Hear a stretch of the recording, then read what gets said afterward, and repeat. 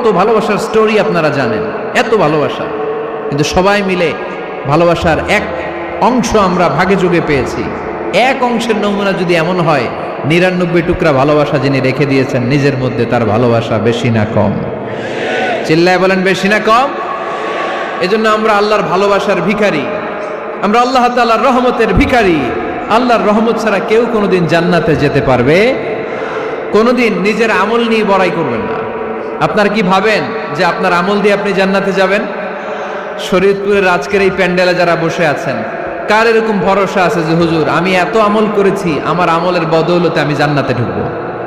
কে কে আছেন দেখি? আল্লাহর ওলি আছে এরকম কোন আল্লাহর ওলি? হ্যাঁ আছে? নাই।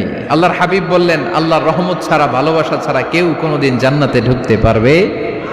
আম্মা জান আয়েশা বললেন ইয়া রাসূলুল্লাহ আপনিও না? আল্লাহর হাবিব বললেন না আমিও না, তবে আল্লাহর রহমত আর দয়া সেদিন আমাকে ঘিরে রাখবে। মান নুকিশা উযিবা, যার হিসাব আল্লাহ সেদিন চাইবেন সে ধরা খেয়ে যাবে। সব সময় আল্লাহর কাছে এই দোয়াটা যেন আমরা করি, আল্লাহ কিয়ামতের দিন তুমি আমার হিসাব নিও না, আল্লাহ তুমি আমার বিচার বসিও না, আল্লাহ তুমি দয়া করে আমারে মাফ করে দিও।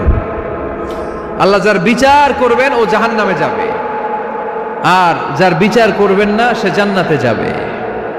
আল্লাহ যদি বিচার করে আর পাই টু পাই হিসাব নেয়, নামাজ পড়লি না কেন, রোজা রাখলি না কেন, মিথ্যা বললি কেন, খাদ্যে ভেজাল দিলি কেন, মাছে ফরমালিন দিলি কেন, যৌতুক খাইলি কেন, ঘুষ খাইলি কেন, উল্টাপাল্টা করলি কেন, জিনা করলি কেন, একটার পর একটা প্রশ্ন বানে যদি সেই ভয়ঙ্কর দিনে আল্লাহ আমাদেরকে জর্জরিত করে, আমাদের কোনো উত্তর আছে? সেদিন আমাদের বাঁচার কোনো উপায় আছে? তাই আমরা সবাই আল্লাহর কাছে দোয়া করবো, আল্লাহ কোনো বিচার টিচার মানি না, কোনো বিচার করতে পারবো না, দয়া করবা। কথা কয় না? কি করবে? এবার আওয়াজ করে বলেন, বিচার চান না দয়া চান? রোজ হাসরে হে আল্লাহ আমার করোনা বিচার, আল্লাহ করোনা বিচার, পড়েন আমিন। রোজ হাসরে হে আল্লাহ আমার করোনা বিচার, আল্লাহ করোনা বিচার, বিচার চাহি না তব দয়া চাহে এ গুনাহগার, আল্লাহ করোনা বিচার, পড়েন আমিন। তিনি যদি দয়া করেন তবেই আমরা জান্নাতে যেতে পারবো, ঠিক কিনা?